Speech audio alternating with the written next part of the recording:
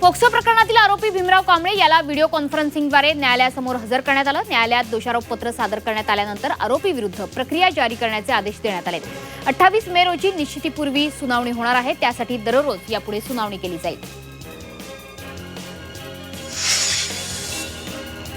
पुणे महापालिकेच्या मिळकत कर सवलत योजनेला नागरिकांचा चांगला प्रतिसाद मिळतोय। आतापर्यंत 4,21,453 मिळकतधारकांनी 666 कोटी 32 लाखांचा कर भरला। 31 मे पर्यंत कर भरल्यास 5 ते 10% सवलत मिळणार असून यासाठी आता फक्त 12 दिवस शिल्लक आहेत।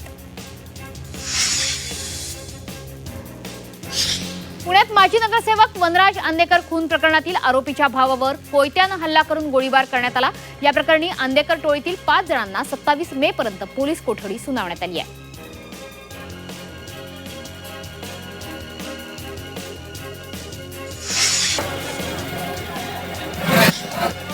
मराठवाड्यातील अनेक तालुक्यातील शेतकरी डिझेल घेण्याकरता नाशिकच्या नांदगाव तालुक्यातील पेट्रोल पंपावर गर्दी करतायत। अक्षरशः कॅन आणि ड्रमच्या मोठमोठ्या रांगा पेट्रोल पंपावर लागल्यात। प्रत्येक शेतकऱ्याला थोडं डिझेल पंपावरून दिलं जातंय। हे डिझेल घेण्याकरता शेतकरी उपाशीपोटी पंपांवर रांगा लावून उभे आहेत।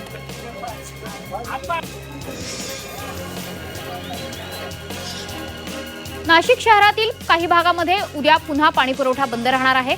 सातपूर आणि पश्चिम नाशिक विभागाचा उद्या पाणीपुरवठा बंद असणार आहे। मुख्य जलवाहिनीला गळती लागल्यानं महापालिकेकडून तातडीची दुरुस्ती करण्यात येते। शनिवारी अनेक भागातील पाणीपुरवठा पूर्णतः बंद राहणार आहे। रविवारी सकाळचा पाणीपुरवठा कमी दाबाने होईल। छत्रपती संभाजीनगरच्या नवीन पाणीपुरवठा योजनेच्या कामाला आता मोठी गती मिळाली आहे। नवीन योजनेच्या मुख्य जलवाहिनीद्वारे नक्षत्रवाडी येथील जलशुद्धीकरण केंद्रात पाणी आणण्यात आलंय। जून महिन्याच्या पहिल्या आठवड्यात शहराला 40 MLD पाणीपुरवठा सुरू केला जाणार आहे, अशी अधिकृत माहिती महाराष्ट्र जीवन प्राधिकरणानं दिली आहे।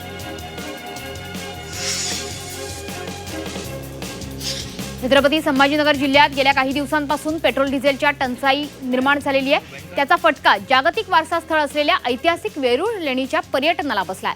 ऐन उन्हाळी सुट्टीच्या हंगामात इंधनाअभावी वाहतूक व्यवस्था कोलमडली आहे।